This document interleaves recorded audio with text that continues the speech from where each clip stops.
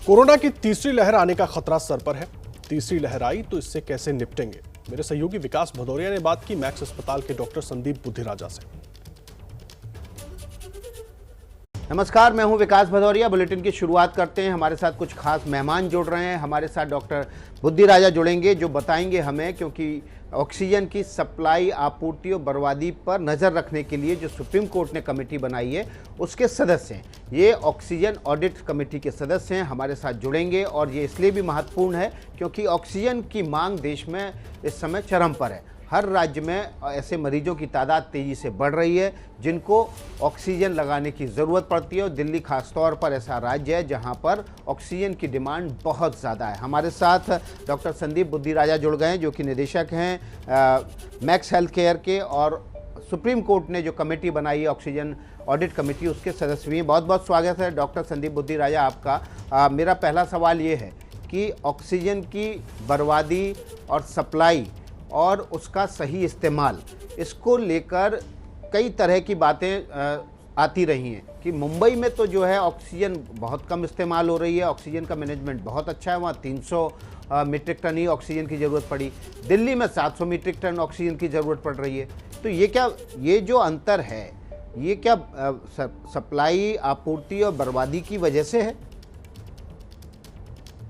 देखिए, केंद्रीय सरकार ने जो गाइडलाइंस निकाली है कि कितनी पर बेड ऑक्सीजन की रिक्वायरमेंट होती है, आई थिंक पूरे देश में वही कैलकुलेशन यूज़ हो रही है। और वो बहुत स्ट्रेट फॉरवर्ड कैलकुलेशन है कि कोई आईसीयू का बेड है, एचडीयू का बेड है, तो उसमें 24 लीटर ऑक्सीजन पर मिनट की रिक्वायरमेंट होगी, और जो वार्ड का बेड है उसमें 10 लीटर पर मिनट ऑक्सीजन की रिक्वायरमेंट होगी। और सिंपल कैलकुलेशन है, आप इसको मल्टीप्लाई कर दीजिए नंबर ऑफ बेड्स आपके आईसीयू में दिल्ली में कितने हैं या किसी भी स्टेट में कितने हैं, और नंबर ऑफ बेड्स आपके वार्ड में कितने हैं। वो मल्टीप्लाई करके आपको उस फॉर्मूले से क्लियर आइडिया मिल जाता है कि जिस स्टेट में जितने आईसीयू और ऑक्सीजन बेड्स हैं उतनी रिक्वायरमेंट है। अब अगर हम बॉम्बे और दिल्ली का कंपैरिजन, ये बहुत सुनने को मिल रहा है, मुझे लगता नहीं है ये एक तरह से कोई भी किसी स्टेट को कंपेयर करना कोई राइट कंपैरिजन होगा। कि उसके पहले हमें ये डाटा बताना बहुत ज़रूरी है कि उस स्टेट में या उस सिटी में, उस कैपिटल में कितने क्रिटिकल केयर, कितने आईसीयू बेड्स थे। अगर मैं कहूं कि दिल्ली में मुंबई से 1.5 गुना ज़्यादा आईसीयू बेड्स हैं, तो ऑटोमेटिकली आपकी देख लीजिए ऑक्सीजन रिक्वायरमेंट कितनी बढ़ जाती है। तो वो डाटा हमें एप्पल टू एप्पल कंपैरिजन करना बहुत जरूरी है। जब तक हमें ये नहीं पता कि कितने आईसीयू बेड्स हैं, कितने वार्ड बेड्स हैं, कितनों में ऑक्सीजन है, वो कह देना कि वहाँ पे 300 मेट्रिक टन लग रही है और दिल्ली 700 मेट्रिक टन मांग रहा है, वो मेरे ख्याल ठीक कंपैरिजन नहीं है। और जहाँ तक रॉन्ग यूज की या ज़्यादा आप जैसे कह रहे हैं कि ठीक अप्रोप्रिएट यूज़ नहीं हो रहा, वो उस चीज़ को मैं मानने को बिल्कुल तैयार नहीं हूँ। हमें इस स्टेज पे बिल्कुल ड्यू रिस्पेक्ट देना चाहिए अपने डॉक्टर्स, नर्सेज, प्रोफेशनल्स का। उनको रिस्पेक्ट करना चाहिए जो ट्रीटमेंट ऑफर कर रहे हैं, रादर देन इस स्टेज पे हम क्वेश्चन करें कि वो ऑक्सीजन ज़्यादा क्यों इस्तेमाल कर रहे हैं। मेरा ख्याल कोई भी पेशेंट भी नहीं चाहेगा कि उसको ज़्यादा ऑक्सीजन दी जाए जितनी चाहिए उससे, और ना ही कोई डॉक्टर या नर्स के पास आज की तारीख में ऐसी लग्जरी है किसी हॉस्पिटल के पास कि वो अननेसेसरी ऑक्सीजन किसी मरीज को देगा। तो वो बात कहना ठीक नहीं होगा। जी डॉक्टर साहब, मैंने एक स्टडी पढ़ी, यूएस की स्टडी थी, और उसमें ये कहा गया कि उन शहरों में जहाँ पर प्रदूषण बहुत ज़्यादा है वहाँ पर ऑक्सीजन डिमांड वाले मरीजों की तादाद बहुत ज़्यादा है। पोल्यूशन और इस बीमारी में, कोरोना की बीमारी में ऑक्सीजन, इसका क्या कनेक्शन है?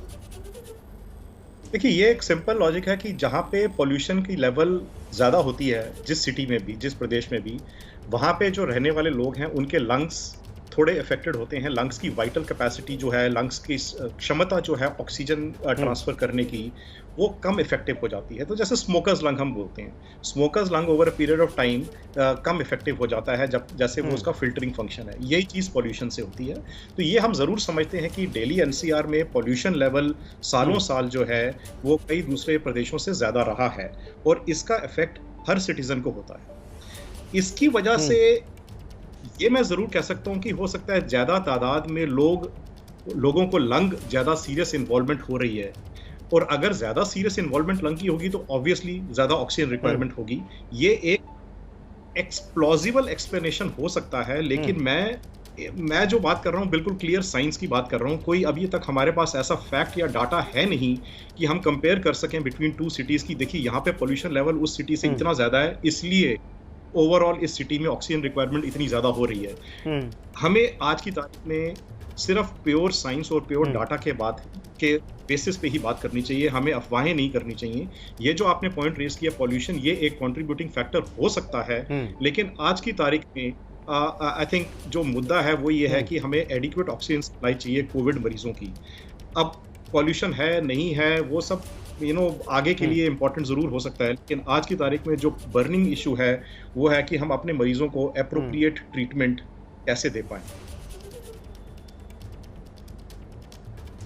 जी डॉक्टर संदीप, क्या ये जो तैयारियां थी हमारी इस लहर को लेकर, वो तो निश्चित रूप से पूरी नहीं थी और इसमें ध्वस्त हो गई, लेकिन जो वैकल्पिक ऑक्सीजन सप्लाई के ऑप्शन होने चाहिए थे, जो विकल्प होने चाहिए थे, क्या उस पर हमने तेज़ी से काम नहीं किया और उस पर तेज़ी से नहीं काम करने की वजह से लोगों को ज़्यादा तकलीफ हुई?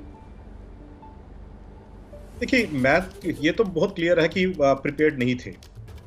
जो सेकेंड वेव जिस तरह जिस स्पीड से जितनी भयानक रूप से आई, उसके लिए पूरा देश प्रिपेयर्ड नहीं था और ये गलती थी हमारी, हमें प्रिपेयर्ड रहना चाहिए था। लास्ट ईयर के बाद एक क्लियर वार्निंग साइंस थे, उसके बाद एक पीरियड भी था जब काफ़ी शांति थी, काफ़ी नंबर्स कम थे, तो हमें उस टाइम अगर हम प्रिपेयर्ड हो जाते फ्यूचर के लिए तो पॉसिबिलिटी जो अभी आज की सिचुएशन है वो इतनी ख़राब ना होती। एबीपी न्यूज़ आपको रखे आगे।